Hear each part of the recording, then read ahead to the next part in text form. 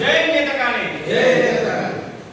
Media మిత్రులందరూ కూడా పేరు నమస్కారం తెలియజేస్తూ ఈనాడు జనగణ మండల కేంద్రంలో ఇటీవల రాష్ట్ర ప్రభుత్వం ఏదైతే జనాభా గణన నేపథ్యంలో విడుదల చేసినటువంటి కులగణన యొక్క డీటెయిల్స్లలో ఈ ఉత్తర తెలంగాణ ప్రాంతంలో దాదాపు ఆదిలాబాద్, కరీంనగర్, వరంగల్, ఖమ్మం ప్రాంతంలో ఈ గోదావరి మైదాన ప్రాంతంలో ఉన్నటువంటి నేతకాని సమాజాన్ని విస్మరించి కేవలం ఆ సమాజాన్ని ఓటు బ్యాంక్ రూపంలోనే చూసుకుంటూ ఆ ఓట్లు వేసే యంత్రాలనే పరిగణలోకి తీసుకొని కనీసం ఎంఆర్ఓ అంటే రాష్ట్ర ప్రభుత్వం రీత్యా ఏదైతే ఎంఆర్ఓ ధృవీకరించినటువంటి సర్టిఫికెట్లు నేతకానీల పేరు ఇచ్చేటువంటి సర్టిఫికెట్లను కూడా కన్సల్ట్ చేయకుండా నేతకానీల యొక్క సంఖ్యను చూపించుకోకుండా ఉండడం రాష్ట్ర ప్రభుత్వం నేతకాలను అణచివేసేందుకు కుట్రలో భాగమైన చేస్తా ఉన్నాం.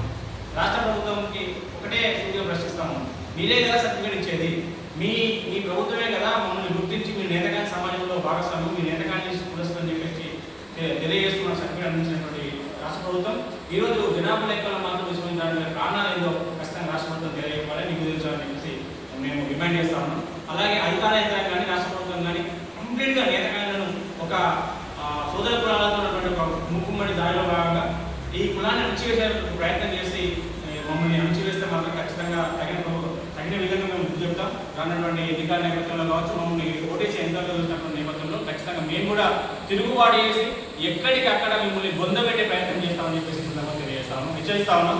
ఖచ్చితంగా మీరు ఇక్కడైనా బుద్ధి తెచ్చుకొని ఏ ప్రాతిపదికన అయితే మమ్మల్ని గుర్తించి మాకు సర్టిఫికేట్ అందించినామో ఆ సర్టిఫికేట్ల నేపథ్యంలోనే అందరి యొక్క జనాభాని కులగణాన్ని ఏ విధంగా చేస్తామో మమ్మల్ని కూడా 6 లక్షల పైకి ఉన్న నేతకాని సమాజాన్ని విస్మరించకుండా మాకు తగిన ప్రాధాన్యం కల్పించాలని చెప్పేసి రాష్ట్ర ప్రభుత్వాన్ని డిమాండ్ చేస్తాం.